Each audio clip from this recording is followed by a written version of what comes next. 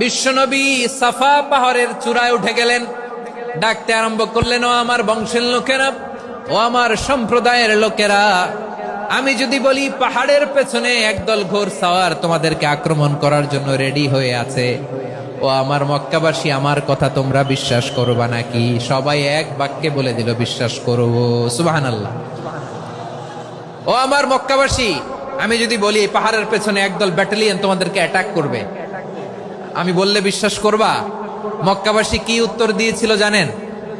এত heavy weightful একটা কথা বলেছিল। তারা বলেছিল, অবশ্যই বিশ্বাস করব, কারণ মা জাররাবনা আলাইকা ইল্লা সিদকা, আমরা জীবনে কোনোদিন তোমার মুখে মিথ্যা শুনি নাই।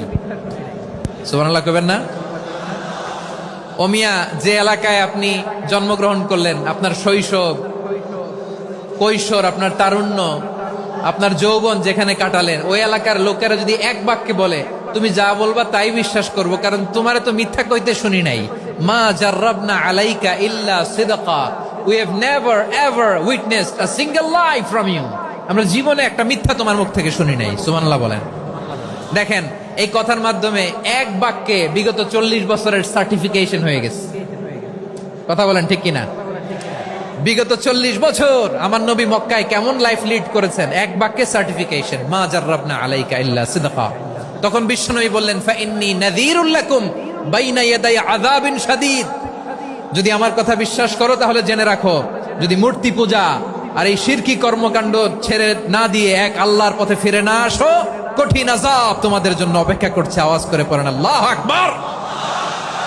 ফাইন্নী নাযীরুল লাকুম বাইনা ইয়াদাই আযাবিন শাদীদ, ভয়ঙ্করতম শাস্তি তোমাদের জন্য অপেক্ষা করেছে, আমি সেই শাস্তির সতর্কতা দিতে এসেছি। তাহলে বিশ্বনবীর আরেকটা বৈশিষ্ট্য, তিনি সতর্কতাকারী। সুবহানাল্লাহ, তিনি সতর্ককারী। উম্মাহকে রিমাইন্ডার দিতে এসেছেন, ওয়ার্নিং দিতে এসেছেন। আবার জাহান্নামীরা যখন জাহান্নামে যাবে, ফেরেশতারা ডেকে বলবে, ও কপাল পোড়া জাহান্নামীরা, জাহান্নামে কেন ঢুকলা? দুনিয়ার বুকে কি তোমাদেরকে সতর্ক করার জন্য কেউ আসে নাই? কুল্লামা উলকিয়া ফিহা ফাউজুন সাআলাহুম খাযানাতুহা আলাম ইয়াতিকুম নাযীর। সুবহানাল্লাহ পড়েন। আলাম ইয়াতিকুম নাযীর, কোন সতর্ককারী আসে নাই?